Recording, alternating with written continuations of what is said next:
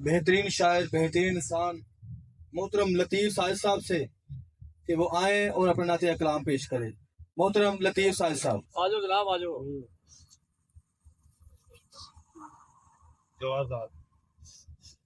آپ آئے اور شیر نہ سنو. نہیں ہو سکے لطیف صاحب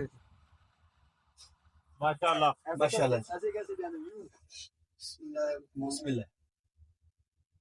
ان کو کہا گیا تھا ہوں.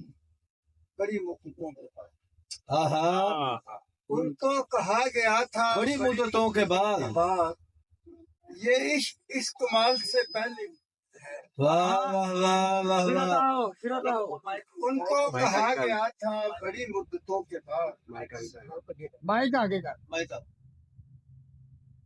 تم تو کہا گیا ان کو تھا. کہا گیا تھا بڑی مدتوں کے بعد کیا خوبصورت ہے یار. واہ واہ. یہ عشق اس کمال سے پہلے کی چیز ہے، ہاں ہاں. اور سرکار ہو تو غار کے منہ پر تنا ہوگا. اچھا. سرکار ہو تو غار کے منہ پر تنا ہوا، مکڑی کا ایک جالا بھی لوہے کی ہے. کیا بات ہے. بہت شیر عطا فرمائے. سرکار ہو تو غار کے منہ پر تنا ہوا، مکڑی کا ایک جالا بھی لوہے کی چیز ہے. واہ واہ واہ.